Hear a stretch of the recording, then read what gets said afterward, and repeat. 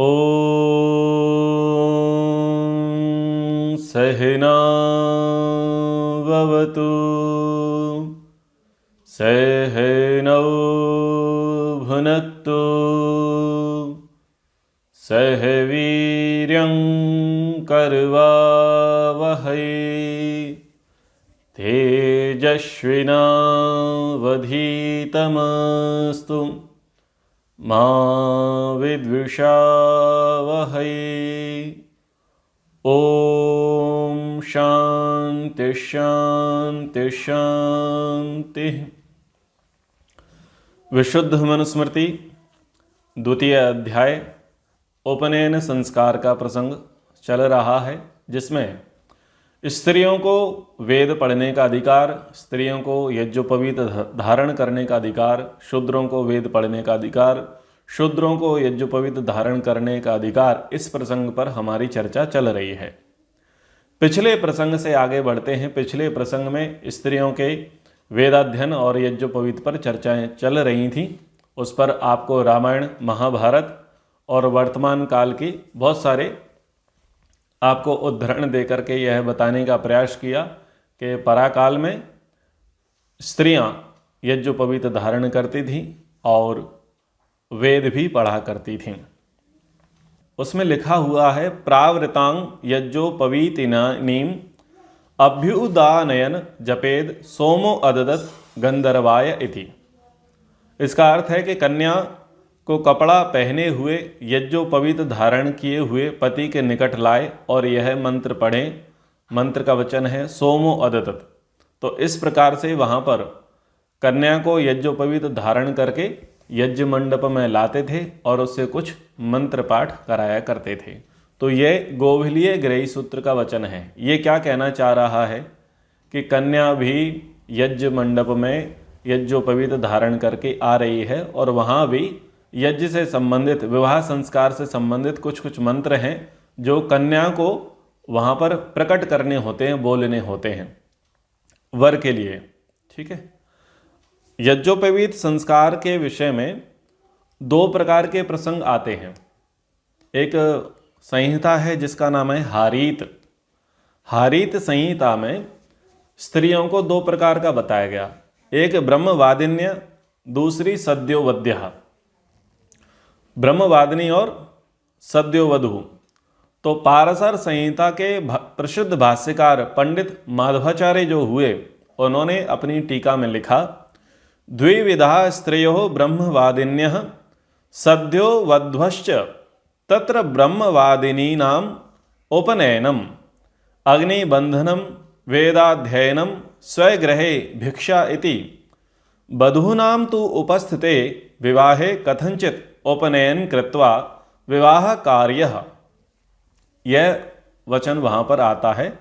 पारसर संहिता के जो भाष्यकार हैं मध्वाचार्य जी के द्वारा उनकी टीका है, वहाँ पर ये वचन आते हैं। क्या कह रहे हैं कि दो प्रकार की स्त्रियां हैं।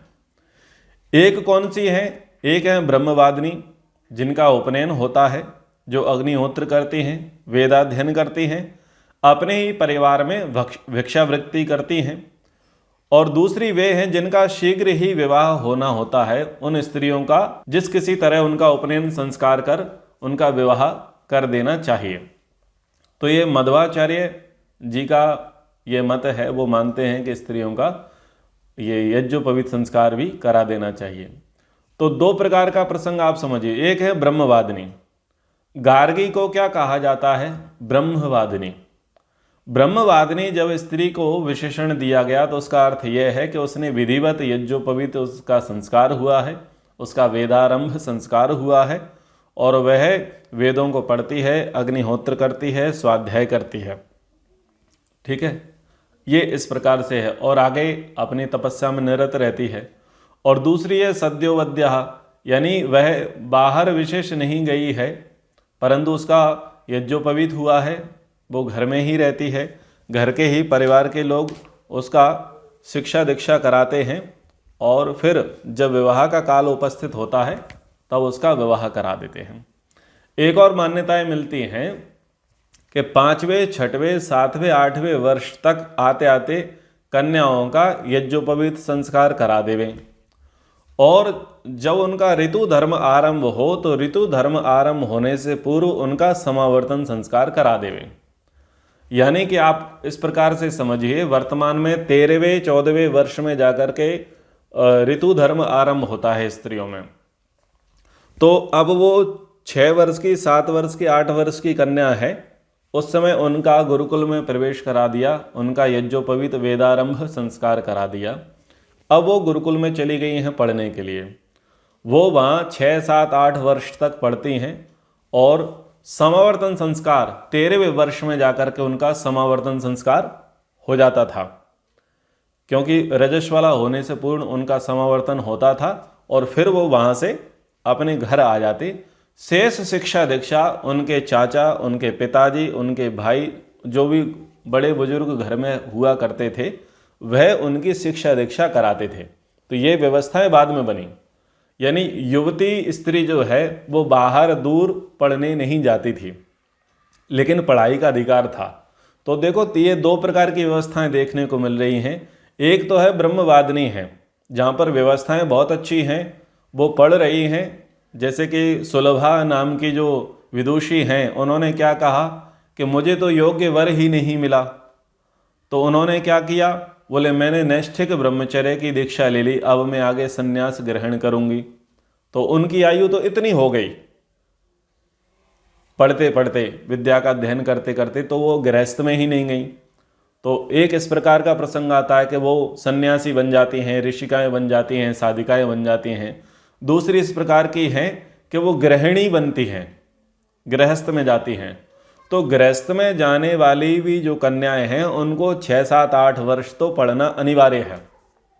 उसमें भी महर्षि दयानंद जी का मत है, महर्षि मनु जी का मत है, अन्यों का मत है कि उनको पाक कला आनी चाहिए, उन्हें आयुर्वेद उनको आना चाहिए, उनको शिल्प विद्या आनी चाहिए, उनको गणित विद्याएं आनी चाहिए और अलग अलग प्रकार की विद्याएं उनको आनी चाहिए। इसमें वो निष्णात होने चाहिए, प्रवीण होने चाहिए, कुशल होने चाहिए, तब ही जाकर के वह गृहस्थ धर्म का निर्वाह कर सकती हैं। अगर गृहस्थ में जाना है तो गृहस्थ में रहने के लिए जो आवश्यक शिक्षाएं हैं, वो आवश्यक शिक्षाएं उनको आनी चाहिए। पति से किस प्रकार से व्यवहार करना है, सास ससुर से किस प्रकार का व्यवहार करना है, शिशुओं का किस प्रकार से निर्माण करना है और किस प्रकार से उनका उत्थान कराना है। आपको कुंती की शिक्षाएं याद हैं, मदालसा की शिक्षाएं याद हैं और बहुत सारी जो देवी विदुषियाँ रही हैं उनकी शिक्षाएं याद हैं कि उन्होंने किस प्रकार से अपने बच्चों को शिक्षाएं दी हैं। कैकेयी का प्रसंग भी आपको अच्छे से पता ही है कि वह तो क्षत्राणी थी, योद्धा थी, स्वयं युद्ध करने के लिए जाती थी। तो ऐसे बहुत सारे उदाहरण हैं जो ये कहते हैं कि स्त्रियां पूर्व काल में विदुषी हुआ करती थीं, वेदाध्ययन करती थीं और यज्ञोपवीत धारण करती थीं। तो ये प्राचीन बातें हैं। बातें इसलिए बताई जाती हैं ताकि लोगों को पता रहे, मानने ना मानने में व्यक्ति स्वतंत्र है। होता क्या है कि पहली स्थिति तो ये होती है कि लोगों को पता ही नहीं होता है। अब पता ही नहीं होता है तो फिर वो व्यक्ति विशेष कर ही क्या सकता है। आजकल लोगों का दृष्टिकोण ऐसा है कि वो कार्य पर फोकस करते हैं, कारण पर नहीं करते। मतलब इसका मूल क्या है, कहाँ से इसकी उत्पत्ति हुई, कहाँ से इसका आरंभ हुआ, इस पर उन्हें जानने की कोई अभिलाषा, कोई जिज्ञासा नहीं होती है। वो चाहते ही नहीं हैं। वो तो बस वर्तमान में जो फल मिल रहे हैं उस फल से उनको मतलब होता है। तो ऐसा नहीं है, सब प्रकार से थोड़ा खोजी बुद्धि लगाने का प्रयास करना चाहिए।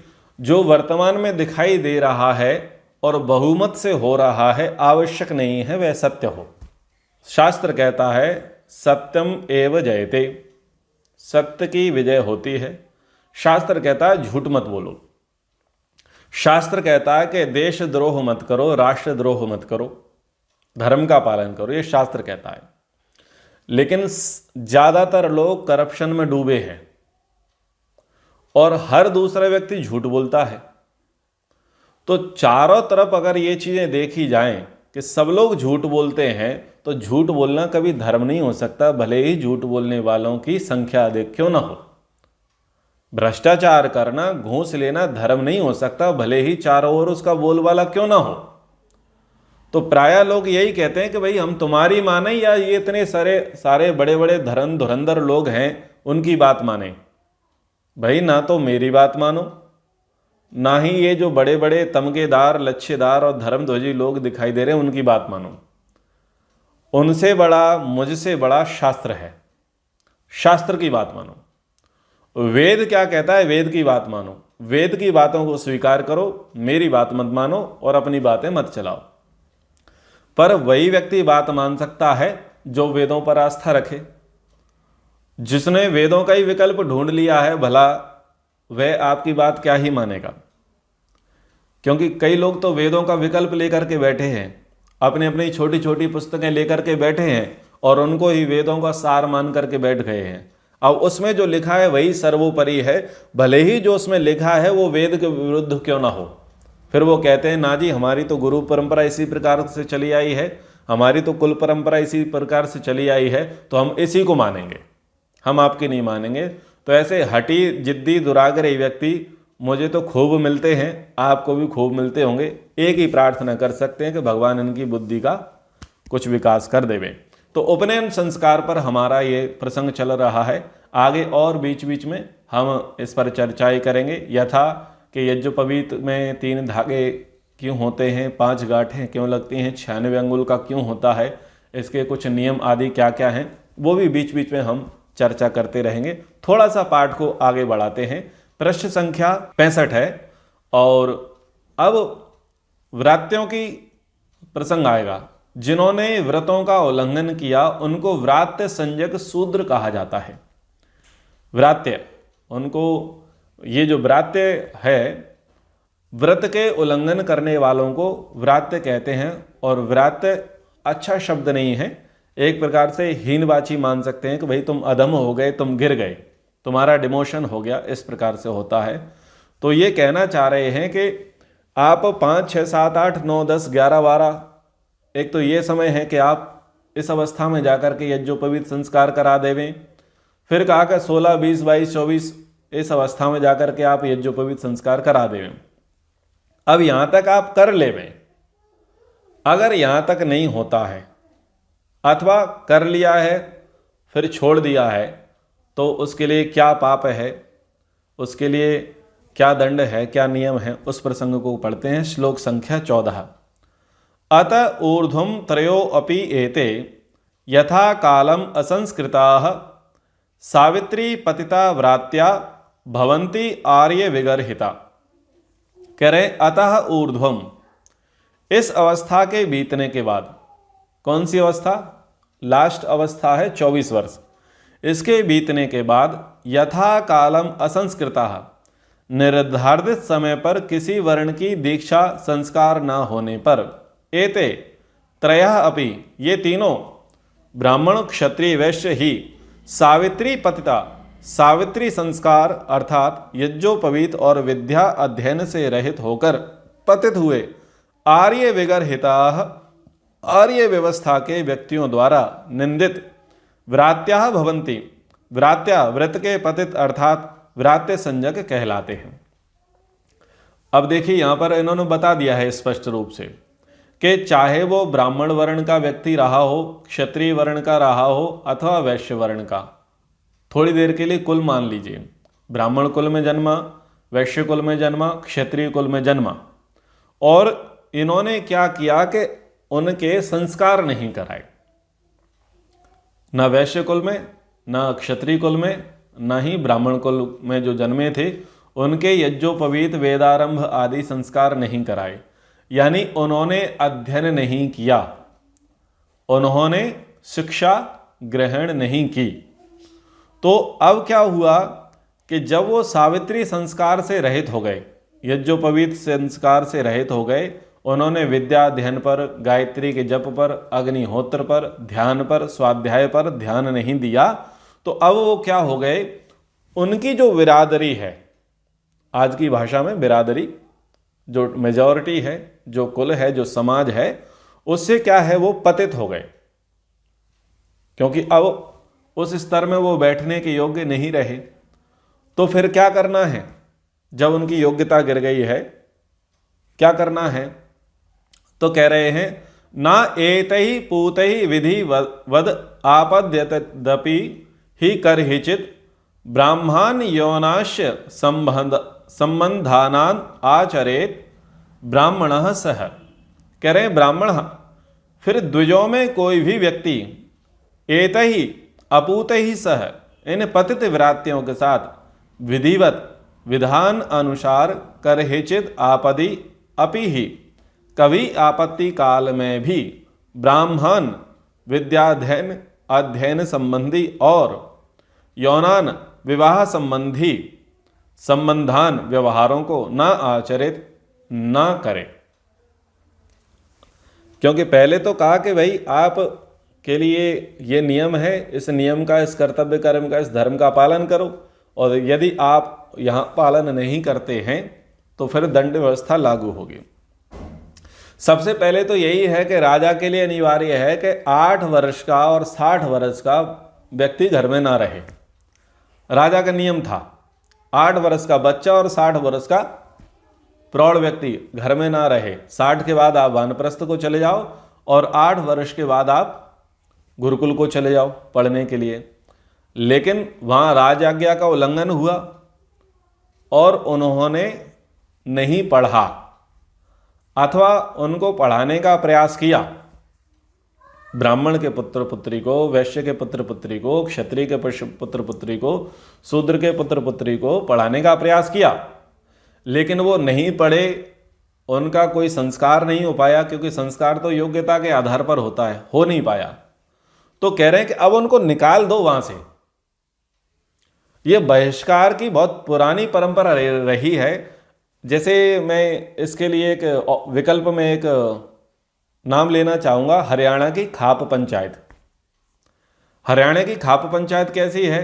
बोले कि अगर तुम यहाँ की मर्यादाओं का पालन करोगे तो ठीक है, और पालन नहीं करोगे तो क्या करेंगे, तुम्हारा हुक्का पानी बंद कर देंगे। ये आपने खूब सुना होगा हरियाणा की खाप पंचायत के विषय में।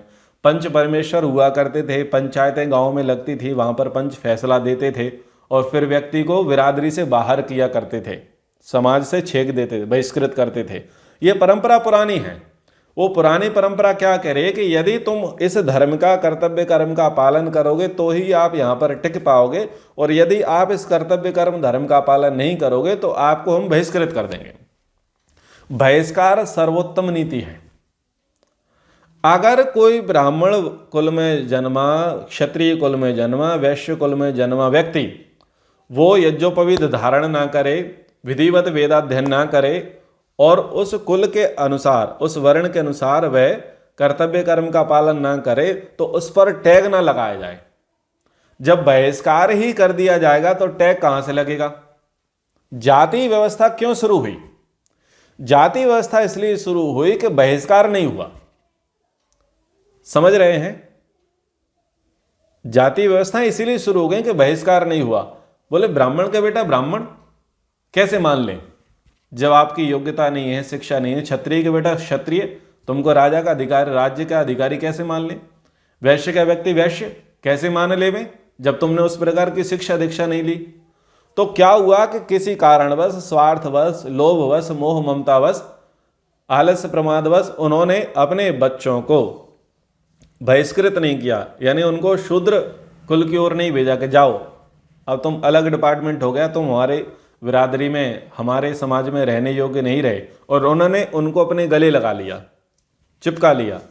तो वहाँ से वर्ण संकरता शुरू हो गई, वहाँ से व्यवस्थाएं बिगड़ना शुरू हो गई, वहाँ से जातिवाद शुरू हो गया। देखिए यही व्यापक अर्थ में है। पहले बड़ी जातियों में, जिनको वर्तमान में बड़ी जाति बोलते हैं, तो पहले ज़्यादातर कोई शराबी नहीं था, कोई मांसाहारी नहीं था, कोई धोखाधड़ी करने वाला नहीं था। लेकिन जब लोभ और मोह व्याप्त हुआ तो उनको क्या किया? गले से लगा लिया। गले से लगा लिया तो परिणाम क्या निकला?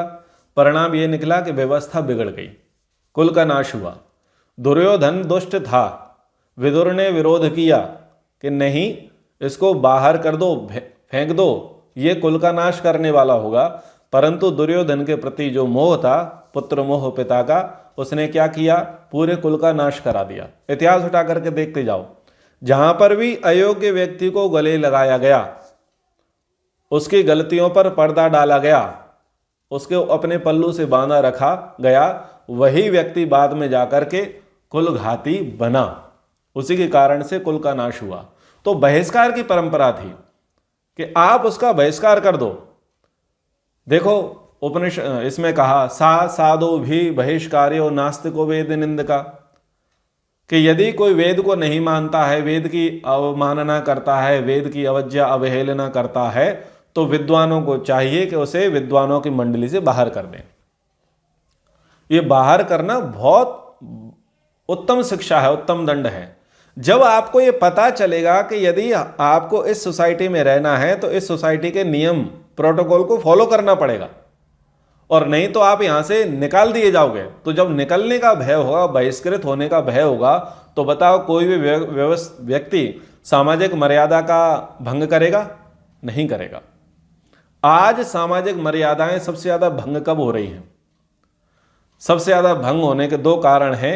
एक, कानून बहुत गलत बने हैं, और दूसरा वो जो व्यक्ति है वो किसी की सुनता नहीं है, और तीसरा ये है कि वो जिस फील्ड से आता है वहां के लोग उस पर ज्यादा मोह रखते हैं, उसके प्रति अधिक लोभ रखते हैं। इसके कारण से समाज की व्यवस्थाएं सर्वाधिक बिगड़ गई हैं। आज जितना भी समाज में व्यवस्थाओं का शीर्षासन देखा जाता है उसके यही 3 कारण हैं। सबसे पहला, दंड विधान नहीं है, संविधान ही गड़बड़ है, उसकी धाराएं ही गड़बड़ हैं, उसकी व्यवस्थाएं ही गड़बड़ हैं।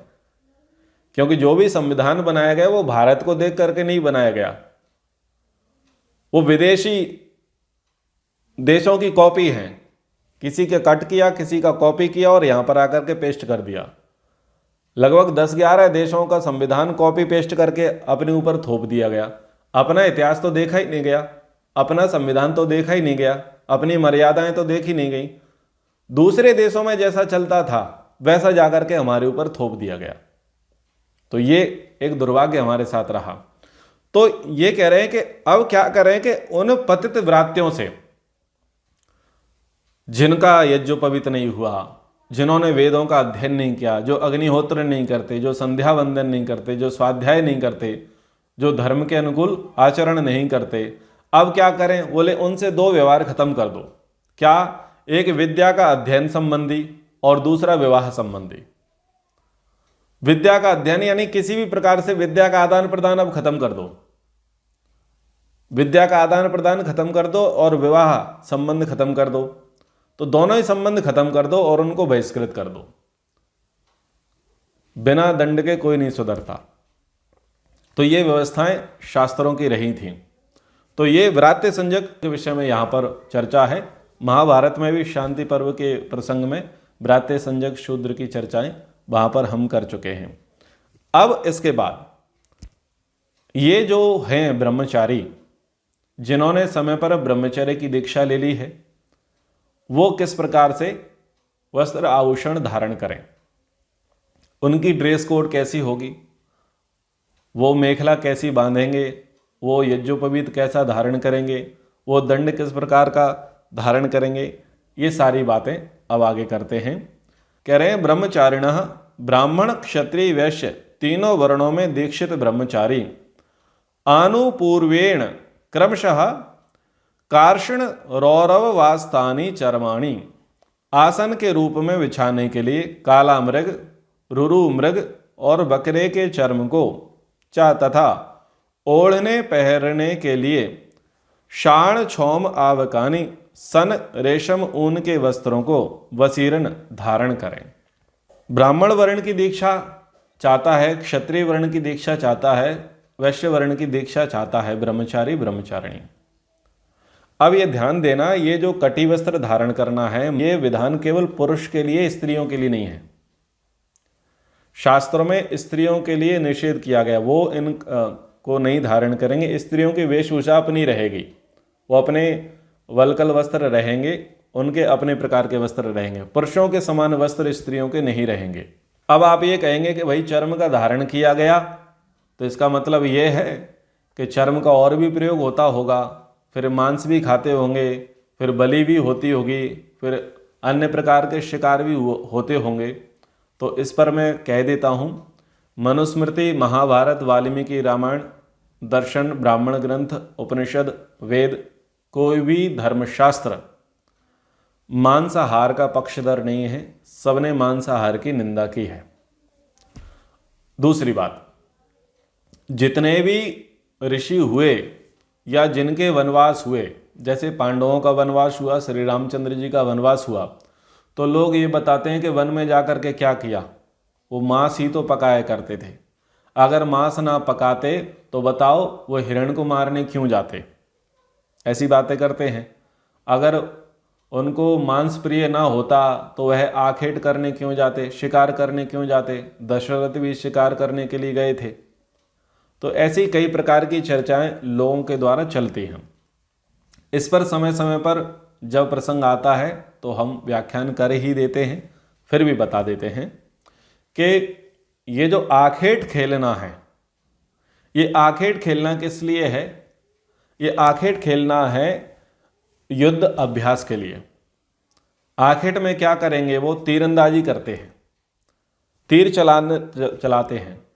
और किस पर चलाते हैं, उस पर तो नहीं चलाएंगे जो स्थिर रहेगा, उस पर चलाएंगे जो फास्ट रहेगा, तेज रहेगा।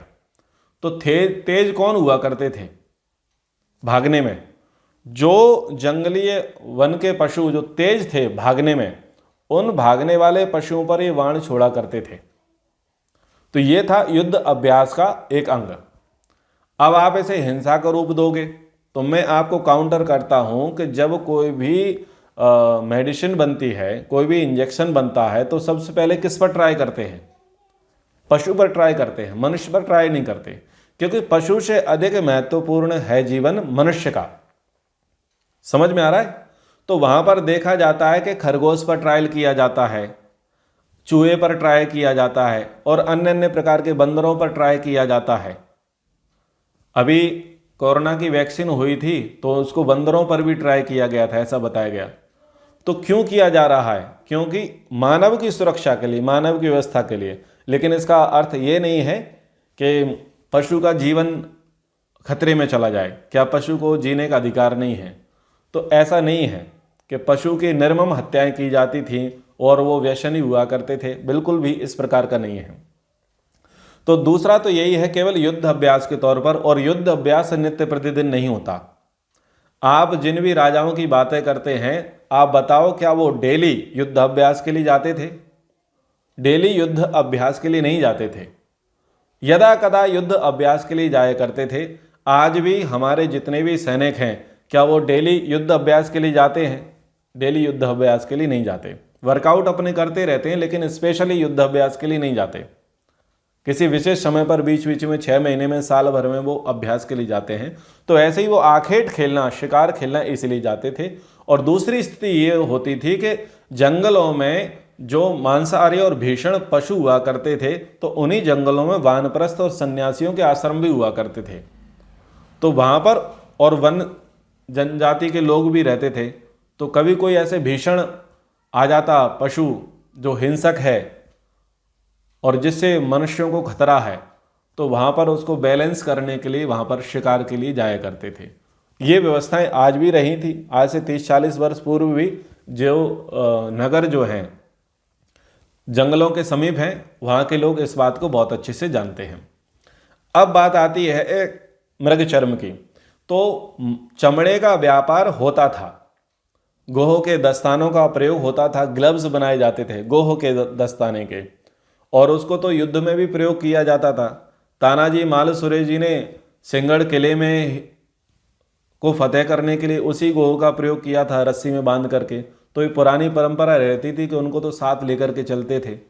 तो उनके ग्लव्स भी बनते थे, उनके जूते भी बनते थे, और अन्य प्रकार की चीज़ें भी बनती थी, तीर भी बनते थे, और औषधि निर्माण में भी उन चीज़ों का प्रयोग होता था, थोड़े थोड़ा मात्रा में। तो इन सब के प्रयोग तो रहे हैं, लेकिन स्पेशली इसके लिए मारा नहीं जाता था। जैसे वर्तमान में जीवित पशु को मारते हैं, और जीवित पशु को मार रहे हैं खाने के लिए, उसके अलग अलग प्रकार के लोग बताते हैं कि भारत जो है तीसरा सबसे बड़ा मांसाहार का निर्यातक देश बन गया है, चमड़े का निर्यातक देश बन गया है। तो जो भी है, वर्तमान में जैसी दुरावस्थाएं हैं वैसी प्राचीन काल में नहीं थी।